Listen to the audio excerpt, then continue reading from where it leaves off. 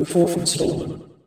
Okay, so these completely out of nowhere, now here strangers, the Filipino nurses, were eagerly bidding to this then unknown fake girlfriend of mine to terminate, I later learned in the worst possible way, what was a doomed, counterfeit relationship all along, from before first contact. The funny thing was, it was conceded there was never a genuine relationship.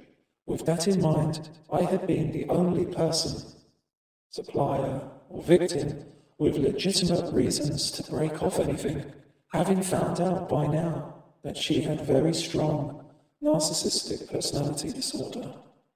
The narcissist's illegitimate reasons had been the alleged negative Filipino nurse's opinion of me, and believing that I, knowing about her, the emotional abuser's manipulation and lying, was somehow toxic and wrong. Toxic that I knew now that she was a pathological liar. The emotional abuser knew that I was prepared to tell everyone the truth, not to shame the narcissist or damage her precious reputation, but to save others from her nasty, underhanded MPD manipulation. On YouTube.com, please watch Narcissists' Lies They Tell and the Secrets They Keep.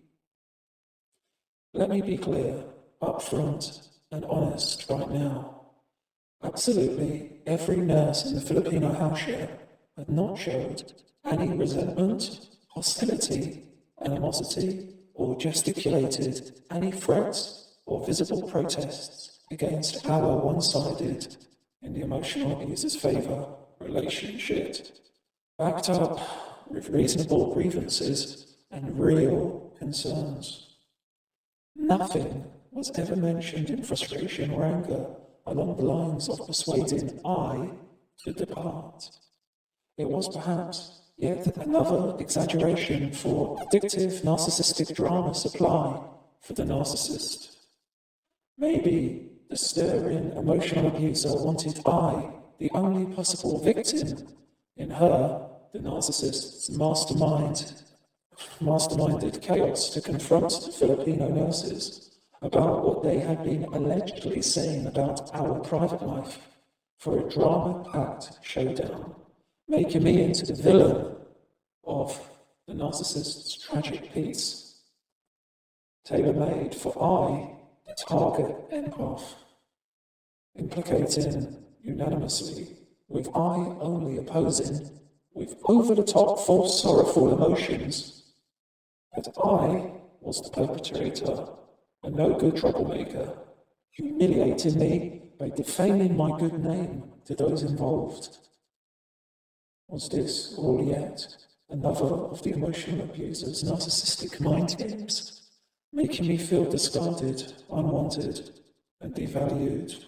Probably. Please now watch this YouTube.com video, 5 Dark Truths Behind the Dreaded Discard. The content of this video is exactly what the narcissist was trying to achieve, but I did not yield to her humiliating friend zone strategy. The narcissist sensed that I had become trauma bonded, preventing I, the victim, supplier, from leaving without tremendous mental and emotional upheaval. The emotional abuser had known this, but she had tested the phenomena by abusing me to see if I would leave. To my disgust, I never did, even when the narcissist slapped me hard across the face for something she had caused herself just moments earlier. Thus, the emotional abuser did something deliberately to make me very angry. Then I realized she had done it intentionally. At the same time, I had been gaslighted by her, like being told by the emotional abuser to grow up and so on. But I recognized gaslighting by now and rejected her nonsense for this awful, sadistic predator to lash out and slap me in public. Did I apologize for my actions and hers? So trauma-bonded and love-addicted, I think I might have later in an email. But the narcissist certainly did nothing of the kind and only stepped up the abuse with silent treatment. After that abusive incident, she never apologized for slapping me so hard.